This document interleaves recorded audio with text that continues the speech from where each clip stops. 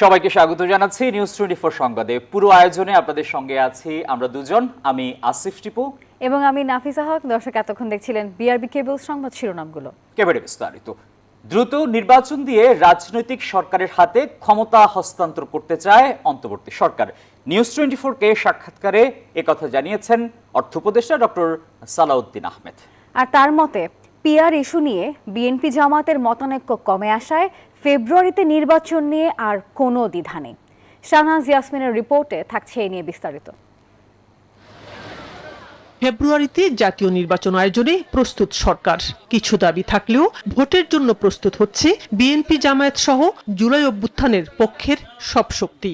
এর মধ্যে পিআর পদ্ধতি ও নির্বাচনের আগে জুলাই সনদের দাবি জানাচ্ছে জামায়াত ও এনসিপি। তবে নির্বাচন পদ্ধতি নিয়ে রাজনৈতিক দলগুলোর মধ্যে মতানৈক্য কমে আসছে বলে জানালেন অর্থ উপদেষ্টা সালেউদ্দিন আহমেদ। নিউজ 24-কে দেয়া সাক্ষাৎকারে তিনি জানান, ফেব্রুয়ারিতে নির্বাচন নিয়ে আর কোনো দ্বিধা নেই। এখন একটু বেটার হয়েছে কিন্তু রাজনীতিতে কিছুটা ছিল, এখন তো ইলেকশন নিয়ে কিন্তু কোনো আর ইসা নাই। পিআরআই বলছে তো পিআরআই হয়তো আপার হাউসে হইতে পারতো, কিন্তু এখন আপার হাউসটা এখন তো এই সমস্ত করা ডিফিকাল্ট হবে। লোয়ার হাউসে পিআরআই তো বিএনপিও রাজি হবে না, জামাত ইসলামের নির্বাচন, ছাত্ররা এখন নির্বাচন করতে চায়। এবং নির্বাচন না হলে আসলে কিন্তু আর কতকার আমাদের কারিগর শুনে আমরা অনেকটা দুর্ঘটনা রক্ষা করার মতো। এই সেন্সে আমি মনে করি যে নির্বাচনটা আনসার্টেন এখন না। নির্বাচনের আগে আইন শৃঙ্খলা পরিস্থিতি উন্নত হবে বলেও আশা অর্থ উপদেষ্টার। আর প্রিপারেশন কিন্তু মোটামুটি ইলেকশন কমিশন কিন্তু কোয়াইট অ্যাক্টিভ। তারা যা যা একটা এক্সারসাইজ করে, দু একটা ডেলিমিটেশন এই ভাঙ্গা, তারপর রংপুর না কোথাও, ওগুলো সলভ করে দুটো ভাগ করেছে, আবার ইসে করবে। আইন শৃঙ্খলা তো ঠিক হবে, মোটামুটি আইন শৃঙ্খলার ব্যাপারে যথেষ্ট, কারণ এখানে আর্মির একটা মেজর রোল। এদিকে নিম্নবিত্ত ও নিম্ন মধ্যবিত্তের ক্রয়সীমার বাইরে নিত্যপণ্য সহ সব জিনিসের দাম। এজন্য সিন্ডিকেট, রাজনীতি ও চাঁদাবাজিকে দায়ী করলেন অর্থ উপদেষ্টা। বলেন, নির্বাচন দিয়ে রাজনৈতিক সরকারের হাতে ক্ষমতা হস্তান্তর করতে চান তারা। চাঁদাবাজিতে মানে সিন্ডিকেটটা সবাই নিজের মধ্যে আন্ডারস্ট্যান্ডিং থাকে। যারা চলে গেছে তাদের লোকজন আছে, তো তারা দোকানপাটে ওরাও বলে যে আছে, তারা ঘোরাঘুরি করে, ভাগাভাগি করে। তো এই জিনিসটা কিন্তু it is basically solution of the political এবং রাজনীতিটা ভালো হলে আমরা আশা করছি নিজের গভর্নমেন্ট এইটাকে ভাঙতে পারবে, কিন্তু তাদেরকে আমরা ভাঙতে পারছি না। বাজার ব্যবস্থাপনা নয়, এই অবস্থার জন্য সিন্ডিকেট, রাজনীতি ও চাঁদাবাজিকে দায়ী করলেন অর্থনীতিবিদ ও অর্থ উপদেষ্টা ডক্টর সালেউদ্দিন আহমেদ। পৃথিবীর কোনো দেশে তো এরকম অ্যাডভান্স কান্ট্রিতে দোকানপাটে গিয়ে কেউ তো চাঁদা তোলে না। এটা তো আমাদের দেশে আর পার্শ্ববর্তী দেশে আছে। শাহনাজ ইয়াসমিন, নিউজ 24, ঢাকা। নির্বাচন বিলম্বিত কিংবা বানচাল হলে ফ্যাসিবাদ ও অগণতান্ত্রিক শক্তির উত্থান হবে, এমন শঙ্কা বিএনপির স্থায়ী কমিটির সদস্য সালাউদ্দিন আহমেদের। আর বিএনপি নেতা রুহুল কবির রিজভির অভিযোগ, প্রশাসনে ধর্মভিত্তিক একটি দলের অনুগতদের বসানো হচ্ছে। রাজধানীতে আলাদা অনুষ্ঠানে তারা এসব কথা বলেন। পিআর পদ্ধতিতে নির্বাচনের দাবিতে রাজপথে জামায়াত সহ কয়েকটি দল। এর মধ্যে অক্টোবরে 12 দিনের কর্মসূচি পালন করছে তারা। পিআরের মতো জটিল বিষয় তুলে দলগুলোর এমন আন্দোলনে নির্বাচন পেছানোর ষড়যন্ত্র দেখছে বিএনপি। শনিবার রাজধানীর ইঞ্জিনিয়ার্স ইনস্টিটিউশন মিলনায়তনে এনডিপির 36তম প্রতিষ্ঠাবার্ষিকীর অনুষ্ঠানে সে কথা আবারও স্মরণ করিয়ে দিলেন বিএনপির স্থায়ী কমিটির সদস্য সালাউদ্দিন আহমেদ। বলেন, নির্বাচন বানচাল হলে দেশের গণতন্ত্র আবারও হোঁচট খাবে। বাংলাদেশে যদি নির্বাচন বিলম্বিত হয় তাহলে ফ্যাসিবাদের উৎপাত হবে, আবার ফ্যাসিবাদের উৎপত্তি হবে আবার, এবং পতিত ফ্যাসিবাদ সুযোগ পাবে আবার। সুতরাং সেটাকে আমরা চাইতে পারি? অবশ্যই না। বাংলাদেশে যদি নির্বাচন বানচাল হয় তাহলে অগণতান্ত্রিক শক্তির উত্থান হবে অবশ্যম্ভাবীভাবে। সেটাকে আমরা চাই? যদি না চাই, এত রক্তের বিনিময়ে গণতান্ত্রিক অধিকার ফিরে পাওয়ার জন্য আমরা গণঅভ্যুত্থান করেছি, আমাদের সেই অধিকার যেন আমরা বাস্তবায়ন করি। জুলাই সনদের সংবিধান সংশোধন ছাড়া বাকি প্রস্তাবগুলো নির্বাচনের আগেই বাস্তবায়ন করতে সব দল একমত হয়েছে বলে জানান তিনি। বলেন, আইনি প্রক্রিয়া ছাড়া সংবিধান সংশোধন সম্ভব নয়। আইনানুগ, বৈধ এবং সাংবিধানিক প্রক্রিয়া ছাড়া বাংলাদেশের সংবিধানকে পরিবর্তন করার কোনো অধিকার আমাদের কারো নেই। তাহলে পরে এমন একটি পরিস্থিতির নজির সৃষ্টি হবে যেই নজিরটা আগামী 2 বছর পরে 5 বছর পরে বারবার কোনো না কোনো দাবির মুখে পড়বে যে এইভাবে এই প্রক্রিয়ায় আবার সংবিধান পরিবর্তন করেন। এদিকে অ্যাসোসিয়েশন অব ইঞ্জিনিয়ার্স বাংলাদেশ অ্যাবের নতুন আহ্বায়ক কমিটির সদস্যদের নিয়ে জিয়াউর রহমানের সমাধিতে শ্রদ্ধা জানান বিএনপির সিনিয়র যুগ্ম মহাসচিব রুহুল কবির রিজভী। বলেন, প্রশাসনে বসানো হচ্ছে একটি ধর্মভিত্তিক দলের অনুগতদের। আজকে প্রশাসনে বিভিন্ন জায়গায় একটি বিশেষ রাজনৈতিক দল, যেটা বলেছি, একটি ইসলামপন্থী রাজনৈতিক দলের লোকজনদেরকে খুব কৌশলে নানাভাবে তাদেরকে বসানো হয়েছে। এটা দিয়ে কিন্তু অবাধ সুষ্ঠু নির্বাচন হবে না। নতুন ইস্যু তৈরি করে জনগণের মাঝে বিভ্রান্তি ছড়ানোর চেষ্টা চলছে বলেও অভিযোগ করেন রিজভী। সাইফুল ইসলাম, নিউজ 24, ঢাকা। ধর্মের ভিত্তিতে জাতিকে বিভাজিত করার পক্ষে নয় জামায়াতে ইসলামী, এমন মন্তব্য করেছেন দলটির আমির ডক্টর শফিকুর রহমান। রাজধানীর মগবাজারে আল ফালা মিলনায়তনে এক সম্মেলনে তিনি একথা বলেন। জামায়াত আমির আরও বলেছেন, একে অপরের বিরুদ্ধে দ্বন্দ্বে লিপ্ত না হয়ে দেশের সবাইকে ঐক্যবদ্ধ হতে হবে। শনিবার রাজধানীর মগবাজার আলফালা মিলনায়তনে কেন্দ্রীয় উলামা কমিটির উদ্যোগে এই সম্মেলনের আয়োজন করা হয়। প্রধান অতিথি হিসেবে অংশ নেন বাংলাদেশ জামায়াত ইসলামীর আমির ডাক্তার শফিকুর রহমান। তিনি বলেন, ধর্মের ভিত্তিতে জাতিকে বিভাজিত করার পক্ষে নয় বাংলাদেশ জামায়াত ইসলামী। বলেন, দেশের সবাইকে ঐক্যবদ্ধ হতে হবে। ধর্মের ভিত্তিতে জাতিকে বিভাজিত করার পক্ষে নয়। আমরা একটা ঐক্যবদ্ধ জাতি দেখতে চাই। নাগরিক সেবা যারা দিবেন তাদের বিভিন্ন ধর্ম, বর্ণ, গোত্রের পরিচয় থাকতে পারে, কিন্তু সেবার জায়গাটায় তিনি একজন সেবক। জামায়াত আমির বলেন, জাতি সংকটে আছে, আলেমরা সমাজ দেশের দায়িত্ব পেলে এসব সংকট দূর হতে পারে। একটা সুন্দর সমাজ হিসেবে আমরা সমাজকে পাই না, কাজে জাতি তো সংকটে আছে। এই সংকটে কোরআন এবং সুন্নাহর আলোকে উলামায়ে কেরাম যদি জাতিকে পথ দেখান, আশা করা যায় যে জাতি পথ পাবে এবং উপকৃত হবে। আয়োজনে সারা দেশ থেকে আলেমরা অংশ নেন। তাদের উদ্দেশ্যে জামায়াত আমির বলেন, একে অপরের বক্তব্যের প্রতি শ্রদ্ধাশীল হতে হবে। উলামায়ে কেরামের মধ্যে জাতি একটা ইস্পাত কঠিন ঐক্য দেখতে চায়। তাওহিদুল ইসলাম, নিউজ 24, ঢাকা।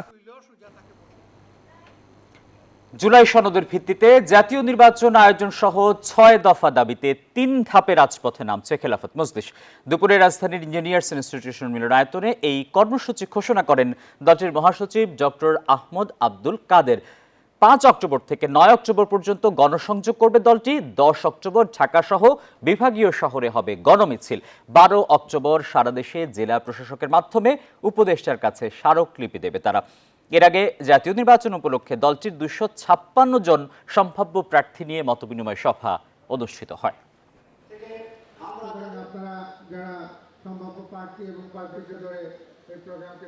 জুলাই জাতীয় সনদ 2025-এর ভিত্তিতেই ত্রয়োদশ জাতীয় সংসদ নির্বাচন অনুষ্ঠান করতে হবে। কিন্তু অন্তর্বর্তীকালীন সরকারের পক্ষ থেকে এই বিষয়ে কার্যকর উদ্যোগ করা যাচ্ছে না। অন্যদিকে জুলাই জাতীয় সনদ 2025 ঘোষণার আগেই নির্বাচনের উদ্যোগ ঘোষণা করা হয়েছে। চাঁদা না দেয়ায় রাজধানীর কাফরুলে যাত্রীবাহী বাসে গুলি বর্ষণ এবং আগুনের ঘটনার অন্যতম হোতা এবং নিউজ 24-এর প্রতিবেদককে হুমকিদাতা নেসার এবং তার সহযোগী দীপুকে গ্রেপ্তার করেছে সেনাবাহিনী। এর আগে শুক্রবার সকালে রাজধানীর মিরপুরের সেনপাড়ায় আলিফ পরিবহনের একটি যাত্রীবাহী বাস গতিরোধ করে 4 অস্ত্রধারী কয়েক রাউন্ড গুলি ছুড়ে আতঙ্ক তৈরি করে নামিয়ে দেওয়া হয় বাসে থাকা যাত্রীদের। চাপাতি দিয়ে বাসে কয়েকটি কোপ দিয়ে আগুন লাগানো হয়। পিস্তল থেকে মারধর করা হয় বাস চালক এবং হেলপারকেও। পুরো ঘটনায় উঠে আসে সিসিটিভি ফুটেজে। এই ঘটনার কিছুক্ষণ পরে বাস মালিক কর্তৃপক্ষের কাছে চাঁদার দাবি করে হুমকি দেয় অভিযুক্ত নেসার। আর এদিকে সেনাবাহিনী এই ঘটনায় বলছে, দীর্ঘদিন চাঁদা চাওয়ার পরও চাঁদা না পাওয়ায় বাসে আগুন এবং ভাঙচুরের ঘটনা ঘটানো হয়েছে, তবে ব্যবহৃত অস্ত্রটি এখনও উদ্ধার করা সম্ভব হয়নি।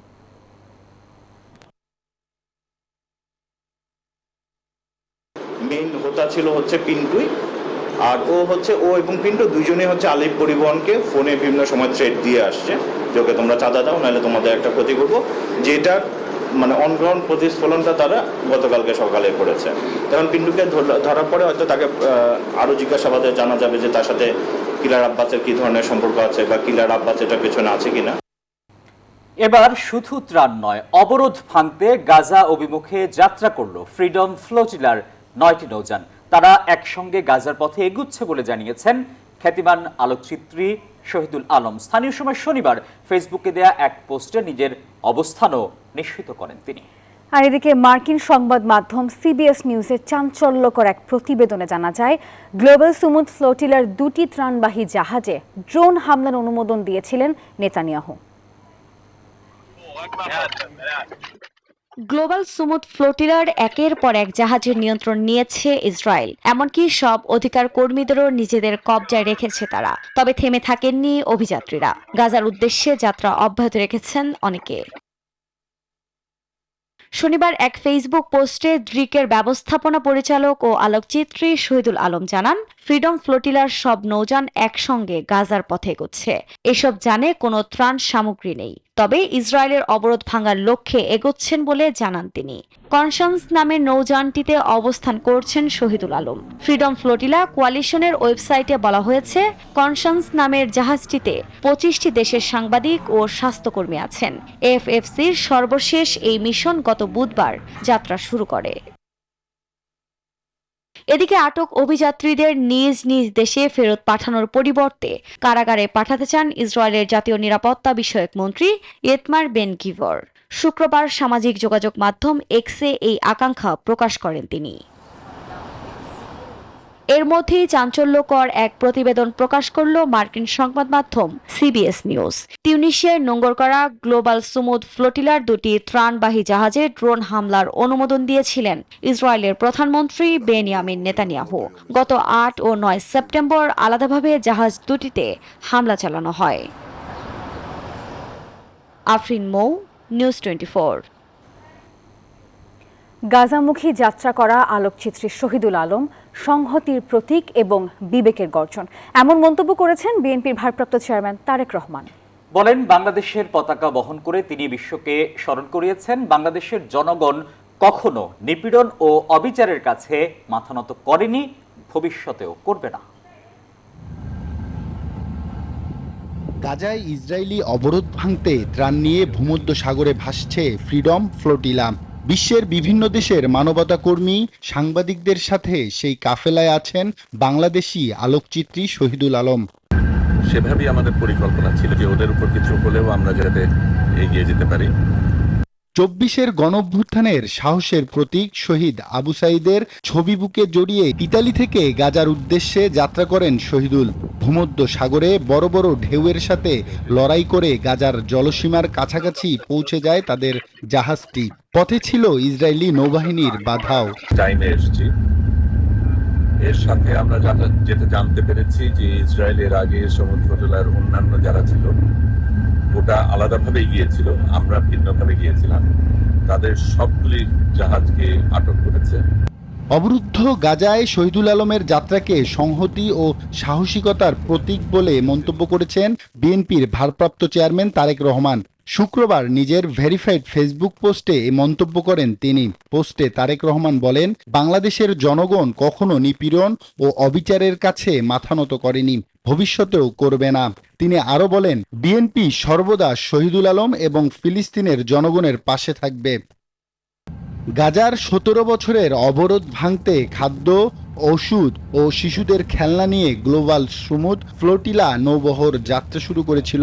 কেননা আয়োজকদের মতে এই অবরোধ শুধু গাজাকে নয়, মানবতাকেও বন্দী করেছে। ঢাকার প্যালেস্টাইন এম্বাসি শহীদুল আলমের এই যাত্রাকে বাংলাদেশের গর্ব বলছে। আমরা একেবারেই প্রতিজ্ঞাবদ্ধ যে আমরা একেবারে গাজা পর্যন্ত যাব এবং কোনো বাধাই আমরা গ্রহণ করব না। আব্দুল্লাহ মামুন, নিউজ 24। প্রয়োজন যে দুর্গাপুজোর সময় প্রধান উপদেষ্টার চেহারাকে অসুরের রূপ দেয়া নিম্নরুচির পরিচয়, এমন মন্তব্য করে বিএনপির সিনিয়র যুগ্ম মহাসচিব রুহুল কবির রিজভী। বলেন, মোদির নেতৃত্বে ভারতের রাজনীতিতে অন্ধকার যুগ শুরু হয়েছে। রাজধানীর বনানীতে ঢাকা গ্যালারিতে লবেলিয়া চিত্র প্রদর্শনীর উদ্বোধনী অনুষ্ঠানে তিনি এসব কথা বলেন। আমাদের প্রধান উপদেষ্টার চেহারা আপনার অসুরের মূর্তির মধ্যে লাগাচ্ছে। কারণ একটা জাতির কিন্তু যেমন উন্নয়নও ঘটে, আবার ডিক্যাডেন্সও হয়, অধঃপতনও হয়। যেখানে রবীন্দ্রনাথের মতো এত বড় চিত্রশিল্পীর জন্ম হয়, অবন ঠাকুরের মতো স্যার যার নাম বলেন অবনীন্দ্রনাথ ঠাকুর, যামিনী রায়, রাম কিঙ্কর, কার কথা বলবো, মকবুল ফিদা হুসাইন, যে দেশে জন্মলাভ করে সেই দেশ কত নিম্ন রুচির পরিচয় দিচ্ছে। সর্বসাধারণের শ্রদ্ধা ও ভালোবাসায় সিক্ত হলেন ভাষা সংগ্রামী আহমদ রফিক। সকালে রাজধানীর কেন্দ্রীয় শহীদ মিনারে নিয়ে আসা হয় তার মরদেহ। সেখানে সাংস্কৃতিক, রাজনৈতিক সহ বিভিন্ন সংগঠন ও সাধারণ মানুষ শ্রদ্ধা জানান। আর এরপর তার মরদেহ নিয়ে যাওয়া হয় রাজধানীর ইব্রাহিম কার্ডিয়াক হাসপাতালে। মৃত্যুর আগে তিনি চিকিৎসা গবেষণায় ব্যবহারের জন্য তার দেহ মরণোত্তর দান করে যান। একটি জাতির আত্মপরিচয়ের প্রতীক মাতৃভাষার জন্য যিনি সারাটা জীবন কলম আর চেতনার শক্তি দিয়ে লড়েছেন, তিনি ভাষা সৈনিক আহমদ রফিক। ভাষা শহীদদের জন্য নির্মিত যে শহীদ মিনার জীবদ্দশায়, সেখানে অসংখ্যবার দাঁড়িয়েছেন বিভিন্ন দাবিতে। আজ সেখানেই সর্বসাধারণের শ্রদ্ধায় সিক্ত হলেন তিনি। আহমদ রফিকের প্রতি শ্রদ্ধা জানান বিভিন্ন রাজনৈতিক দলের নেতারা। বলেন, দেশের ইতিহাস, ভাষা, সংস্কৃতির জন্য আহমদ রফিক যে অনন্য অবদান রেখে গেছেন তা জাতির জন্য চিরস্মরণীয়। জাতি একজন শ্রেষ্ঠ সন্তানকে হারালো, একটা ইতিহাসের বিদায় হয়েছে। আমাদের জাতীয় জীবনে এটা অপূরণীয় ক্ষতি। সামগ্রিক মুক্তির মধ্যে নিজেকে দেখার মধ্য দিয়ে তার জীবনকে সম্পন্ন করেছেন, সেটা একটা পরবর্তী প্রজন্মের জন্য দৃষ্টান্ত। গত 7 দশক ধরে তিনি একদিকে ভাষা আন্দোলনের অগ্রন্থিত যে সেগুলোকে তিনি সামনে নিয়ে এসেছেন। উনি যে স্বপ্ন দেখেছিলেন, এখন আমাদের একটাই কাজ হবে সেই স্বপ্ন নিয়ে পথ চলা। তার সেই স্বপ্ন যেন আমরা ঠিকঠাক মতো পালন করতে পারি, সেই জন্য আপনারা আমাকে দোয়া করবেন। এর আগে সাংস্কৃতিক বিষয়ক মন্ত্রণালয়, বাংলা একাডেমি এবং গণসাংস্কৃতিক জোট সহ একাধিক সরকারি ও বেসরকারি প্রতিষ্ঠান ও সংগঠনের পক্ষ থেকে শ্রদ্ধা জানানো হয়। শ্রদ্ধা নিবেদন করেন সুশীল সমাজের প্রতিনিধিরা। ভাষা সংগ্রামে তার অংশগ্রহণ ভিন্ন ধর্মী ছিল। এই সংগ্রামকে তিনি সমাজ রূপান্তরের সংগ্রামের সঙ্গে যুক্ত করে রেখেছেন। শিকড়ের শক্তিটা সঞ্চয় করতে হলে আহমদ রফিকদের কাছে আমাদের বারবার ফিরে যেতে হবে। তারা আমাদের শিকড়ের মূল ভিত্তি। তিনি শুধু দেশে না, দেশের বাইরেও খুব খ্যাতিমান একজন মানুষ। আমরা চাই প্রগতিশীল মানুষের স্মৃতি এবং তার সৃষ্টিকে সুরক্ষা দিতে। ওনাদেরকে আমাদের সাথে নিয়ে, আমাদের বুকের মধ্যে ধারণ করে এগিয়ে চলা। সংগ্রামী জীবনে একাধারে তিনি ছিলেন চিকিৎসক, সাহিত্যিক, গবেষক এবং ভাষা আন্দোলনের এক অক্লান্ত যোদ্ধা। চিকিৎসা পেশার স্থির জগৎ ছেড়ে তিনি প্রবেশ করেছিলেন ভাষা ও সাহিত্যের অস্থির অথচ অনিবার্য জগতে। শহীদ মিনারে শ্রদ্ধা নিবেদন শেষে শোকযাত্রার মাধ্যমে আহমদ রফিকের মরদেহ নিয়ে যাওয়া হয় ইব্রাহিম মেডিকেল কলেজ হাসপাতালে। মেডিকেল শিক্ষার্থীদের গবেষণা ও প্রশিক্ষণের কাজে ব্যবহারের জন্য তিনি মরণোত্তর দেহদান করে গেছেন। নাইম আলচিকো, নিউজ 24, ঢাকা। 22 বছরে পা রাখলো দেশের কেনাকাটার প্রাণকেন্দ্র বসুন্ধরা সিটি শপিং মল। এক ছাদের নিচে সব পণ্য ও অত্যাধুনিক প্রযুক্তির ছোঁয়ায় 2 দশকের বেশি সময়ে জয় করেছে কোটি মানুষের আস্থা। এই বর্ষপূর্তিতে দিনব্যাপী ছিল ফ্যাশন শো, ফ্ল্যাশ মব সহ সাংস্কৃতিক আয়োজন। মানুষের প্রত্যাশা পূরণের প্রত্যয় ব্যক্ত করেন প্রতিষ্ঠানটির ডেপুটি ম্যানেজিং ডাইরেক্টর। পরিবার, পরিজন বা বন্ধু বান্ধব পছন্দ বা ভালো লাগার তালিকার সবার শুরুতেই থাকে শপিং বা কেনাকাটা। আর ভোগান্তিতে ভরা এই রাজধানীতে আরামদায়ক শপিং এর কথা আসলেই সবার শুরুতেই আসে বসুন্ধরা সিটি শপিং মলের নাম। এক ছাদের নিচে সব পণ্যের সমাহার ও অত্যাধুনিক প্রযুক্তির মিশেল থাকায় 21 বছরের যাত্রায় শপিং মলটি জয় করেছে কোটি কোটি মানুষের মন, যা বাণিজ্যে যুক্ত করেছে নতুন মাত্রা। 21 বছরে বসুন্ধরা সিটি শপিং মল অর্জন করেছে বিশ্বস্ততা, জয় করেছে মানুষের মন। তাই এখনও স্বাচ্ছন্দ্যে সবার শীর্ষস্থানে আছে এই শপিং সেন্টার। এখানে আমরা সব সময় কেনাকাটা করি আর অনেক ভালো, হাতের নাগাল সবকিছু পাওয়া যায়, এখানে না পাওয়া যায় এমন কিছুই নাই। ওভারঅল সবকিছুই ভালো, স্টাফদের বিহেভ এ পর্যন্ত আমি ভালোই দেখেছি। সবকিছু গোছানো, সবসময় এখান থেকেই শপিং করি, তো অবশ্যই সবসময় এটার জন্য শুভকামনা থাকবে। দোয়া মোনাজাত শেষে ফিতা কেটে প্রতিষ্ঠাবার্ষিকীর উদ্বোধন করেন প্রতিষ্ঠানটির ডেপুটি ম্যানেজিং ডিরেক্টর শেখ এহসান রেজা। জানান, অভিজ্ঞতা, গুণগত মান, একই সাথে সর্বসাধারণের প্রত্যাশা ধরে রাখতে বসুন্ধরা সিটি শপিং মল বদ্ধপরিকর। 21st anniversary of Bosundara City Shopping Mall 21 বছর আজকে পূরণ হলো, and it is an honor for us to have you all with us for this celebration. তবে আমরা আজকে শুধু অ্যানিভার্সারি সেলিব্রেট করব না, আমরা সেলিব্রেট করব, we'll celebrate the people who made it possible for the dream to come true. পরে অনুষ্ঠিত হয় নামি দামি ব্র্যান্ডের পোশাক ও মোবাইল ফোনের ফ্যাশন শো, ফ্ল্যাশমব ও সাংস্কৃতিক অনুষ্ঠান। নাচের পর গান গেয়ে মঞ্চ মাতান প্রীতম হাসান। যুগোপযোগী ও ক্রেতা চাহিদা মাথায় রেখেই আধুনিকতার ছোঁয়া দিতে ঢাকার প্রান্তপথে 2004 সালের 4 অক্টোবর যাত্রা শুরু করে দক্ষিণ এশিয়ার এই বৃহত্তম shopping centre. Mahmud Hasan, news 24, Dhaka. এবার মধুমতি ব্যাংক পিএলসি অর্থ বাণিজ্য সংবাদ। ডলার কিনে দাম স্থিতিশীল রাখার চেষ্টা করছে বাংলাদেশ ব্যাংক। 2024-25 অর্থ বছরের প্রথম 4 মাসে 1747 মিলিয়ন বেশি ডলার কিনেছে কেন্দ্রীয় ব্যাংক। বাংলাদেশ ব্যাংক বলছে বাণিজ্যিক ব্যাংকগুলোতে থাকা বাড়তি ডলার কিনছে সংস্থাটি। কেন্দ্রীয় ব্যাংকের এমন হস্তক্ষেপকে অবশ্য ইতিবাচক হিসেবে দেখছেন অর্থনীতিবিদরা। টাকার দ্রুত অবমূল্যায়ন ঠেকাতে ও রাষ্ট্রীয় সংস্থাগুলোকে আমদানি বিল পরিশোধে সহায়তা দিতে কেন্দ্রীয় ব্যাংক যেখানে ডলার বিক্রি করত, সেখানে এখন চলছে উল্টো প্রবাহ। মূলত চাহিদার তুলনায় বাণিজ্যিক ব্যাংকগুলোতে সরবরাহ বেশি ডলারের, তাই রপ্তানিকারক ও প্রবাসীদের স্বার্থ রক্ষায় বাজার মূল্য ধরে রাখতে গেল জুলাই থেকে ডলার কিনছে বাংলাদেশ ব্যাংক।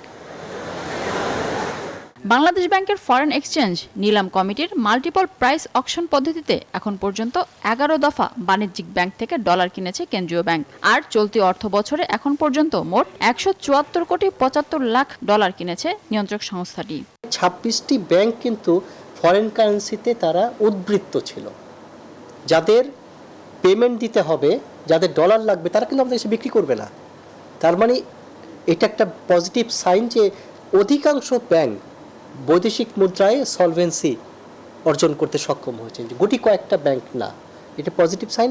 আর যেহেতু এনওপি, নেট ওপেন পজিশন বলতে একটা বিষয় আছে যে ব্যাংক কতটুকু ডলার নিজে ধারণ করতে পারবে, অতিরিক্ত ডলার আমাদের কাছে বিক্রয় করতে হবে, তা আমরা স্বাভাবিকভাবে আমরা তাদের কাছ থেকে কিনতে বাধ্য হই। 26 ব্যাংক থেকে কেনা ডলার যা রিজার্ভকে আরও শক্তিশালী করেছে। এছাড়া আগামীতে নির্বাচিত সরকার এলে বিনিয়োগ বাড়লে তখন কেন্দ্রীয় ব্যাংক সামাল দিতে পারবে বলে জানান মুখপাত্র। একে ইতিবাচক হিসেবেই দেখছেন বিশেষজ্ঞরা। ডলার প্রাইসটা স্টেবল থাকে, রপ্তানিকারকরা হতাশ হয় না এবং রেমিটেন্স প্রেরণকারীরাও ডিমোটিভেটেড হয় না। ইলেকশন হয়ে গেল, নতুন সরকার আসলো, তখন তো ডলারের আবার চাহিদা বাড়বে, নতুন ক্যাপিটাল মেশিনারির জন্য ইম্পোর্ট ডলার লাগতে পারে। আগে থেকে যদি আমরা বিল্ড আপ করে রাখি, এটা তো ভবিষ্যতের জন্য একটা কৌশল হিসেবে কাজ করবে। ফরেন এক্সচেঞ্জ মার্কেটটা এত শক্তিশালী হয়ে ওঠেনি, কিন্তু একটা চেষ্টা হচ্ছে যে এটা আস্তে আস্তে খোলা বাজারে ছেড়ে দেওয়ার যে অভিঘাতগুলি থাকে প্রাথমিকভাবে, সেটা যাতে সইতে পারে এবং প্রাথমিক কিছু ধাক্কা আসে সেইগুলোকে অ্যাবজর্ব করার জন্যই, যাতে কিনা এখানে ক্রাইসিস না হয় কোনো রকম, কিংবা টাকার মান খুবই ফ্লাকচুয়েট না করে। উঠানামা করলে কিন্তু এখানে ব্যবসা যারা করে, যারা বিনিয়োগ করে, তাদের জন্য খুব অসুবিধা হয়। সেপ্টেম্বরে আকো পেমেন্টের পর দেশের বৈদেশিক মুদ্রার রিজার্ভ রয়েছে 31.27 বিলিয়ন ডলার, আর আইএমএফ এর হিসাব অনুযায়ী যা 26.39 বিলিয়ন ডলার। মিনা ফেরদাউস, নিউজ 24, ঢাকা। আর এবারে আন্তর্জাতিক সংবাদ। মার্কিন প্রেসিডেন্ট ডোনাল্ড ট্রাম্পের আহ্বানেও গাজায় থামছে না ইসরায়েলি আগ্রাসন। উপত্যকাটিতে দখলদার বাহিনীর হামলায় প্রাণ গেছে অন্তত আরও 20 ফিলিস্তিনির। ফিলিস্তিনিদের উত্তর গাজা ছেড়ে দেওয়ার পরামর্শ দিচ্ছে ইসরায়েলি সেনাবাহিনী। সেই সঙ্গে গাজায় আর ফিরে না যাওয়ার হুমকি দিচ্ছে আইডিএফ। এমন আবহে গাজা শান্তি পরিকল্পনা ভেস্তে যাওয়ার আশঙ্কা তৈরি হয়েছে।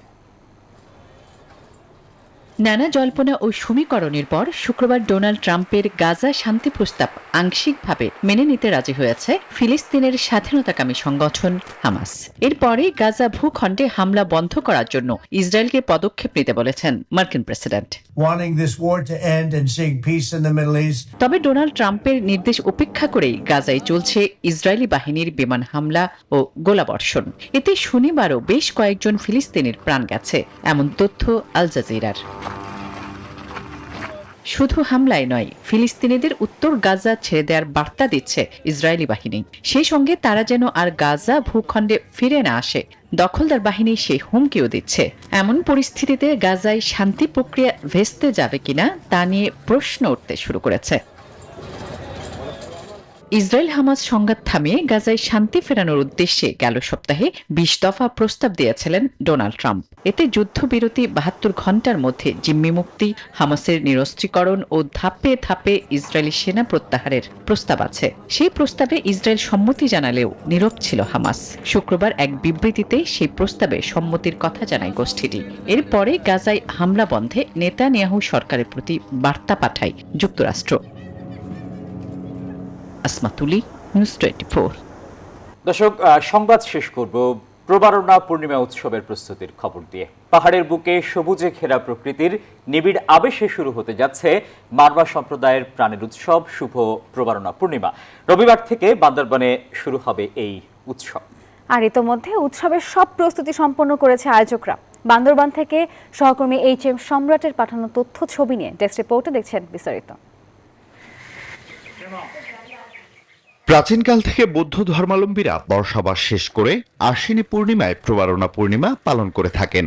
প্রচলিত কাহিনী অনুযায়ী এদিন গৌতম বুদ্ধ তার মাথার চুল আকাশে উড়িয়ে দিয়েছিলেন। সেই স্মরণে আজও ভক্তরা শত শত রঙিন ফানুস আকাশে উড়িয়ে বুদ্ধকে উৎসর্গ করেন। প্রবারণা পূর্ণিমার প্রধান আকর্ষণ মঙ্গল রথযাত্রা। এবারের রাজহংসের আদলে তৈরি বিশাল রথে স্থাপন করা হবে বুদ্ধ মূর্তি। বর্ণিল শোভাযাত্রা শেষে রথটি সাঙ্গু নদীতে বিসর্জন দেয়া হবে।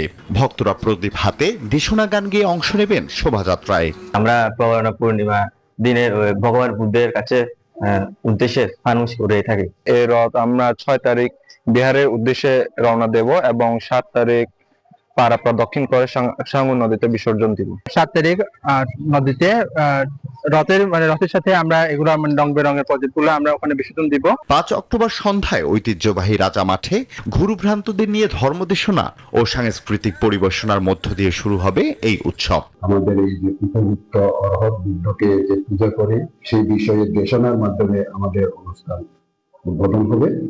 তারপরে আমাদের চুলামণি দাদির উদ্দেশ্যে ফানুস উড়ানো আছে, কর্মসূচিতে আমাদের পিঠা তৈরি আছে, সাংস্কৃতিক অনুষ্ঠান আছে এবং মারমা ভাষায় নাটক আছে। এদিকে নির্বিঘ্নে উৎসব পালনের জন্য বান্দরবানে নিরাপত্তা ব্যবস্থা জোরদার করা হয়েছে। আমাদের পুলিশ দল থাকবে। এর পাশাপাশি আমাদের মোবাইল, পেট্রোল এবং সাদা পোশাকে আমাদের গোয়েন্দা টিম থাকবে। সার্বিক নিরাপত্তা ব্যবস্থা আমাদের এখানে বান্দরবান জেলাতে জোরদার করবে। আলোকিত প্রদীপ, রঙিন ফানুস আর প্রার্থনায় মুখরিত হবে পাহাড়ি জনপদ বান্দরবান। বৌদ্ধ ধর্মাবলম্বীদের কাছে প্রবারণা পূর্ণিমা শুধু উৎসব নয়, এটি ভক্তি, ঐতিহ্য আর আনন্দের মিলন মেলা। Desk report, news 24। দর্শক, আর এই ছিল নিউজ 24 সংবাদের এখনকার আয়োজন। এতক্ষণ আমাদের সঙ্গে থাকায় সবাইকে ধন্যবাদ।